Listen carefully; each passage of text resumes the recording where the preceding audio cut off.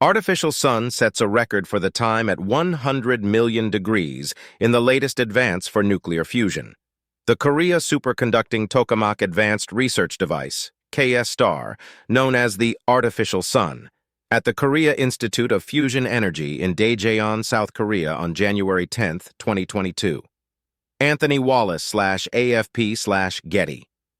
Images scientists in South Korea have announced a new world record for the length of time they sustained temperatures of 100 million degrees Celsius, 7 times hotter than the sun's core, during a nuclear fusion experiment, which they say is an important step forward for this futuristic energy technology. Nuclear fusion seeks to replicate the reaction that makes the sun and other stars shine, by fusing 2 atoms to unleash huge amounts of energy. Often referred to as the holy grail of climate solutions clean energy, fusion has the potential to provide limitless energy without planet-warming carbon pollution. However, mastering the process on Earth is extremely challenging. The most common way of achieving fusion energy involves a donut-shaped reactor called a tokamak, in which hydrogen variants are heated to extraordinarily high temperatures to create a plasma. High-temperature and high-density plasmas, in which reactions can occur for long durations, are vital for the future of nuclear fusion reactors, said Si-Woo Yoon, director of the KSTAR Research Center at the Korean Institute of Fusion Energy, KFE, which achieved the new record. Sustaining these high temperatures has not been easy to demonstrate due to the unstable nature of the high-temperature plasma, he told CNN, which is why this recent record is so significant.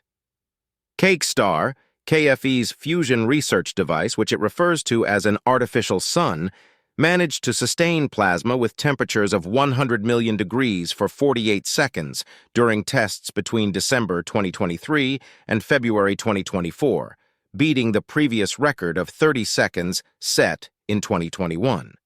The KFE scientists said they extended the time by tweaking the process, including using tungsten instead of carbon in the diverters, which extract heat and impurities produced by the fusion reaction. The ultimate aim is for KSTAR to sustain plasma temperatures of 100 million degrees for 300 seconds by 2026, a critical point to scale up fusion operations, Si-Woo Yoon said. What the scientists are doing in South Korea will feed into the development of the International Thermonuclear Experimental Reactor in southern France, known as ITER, the world's biggest tokamak, which aims to prove the feasibility of fusion. KSTAR's work will be of great help to secure the predicted performance in ITER operation in time and to advance the commercialization of fusion energy, Si-Woo Yoon said. This announcement adds to many other nuclear fusion breakthroughs.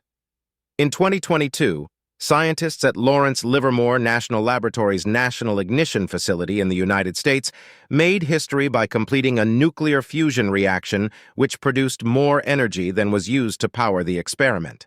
This February, scientists near the English city of Oxford announced they had set a record for producing more energy than ever before in a fusion reaction. They produced 69 megajoules of fusion energy for 5 seconds, roughly enough to power 12,000 homes for the same amount of time.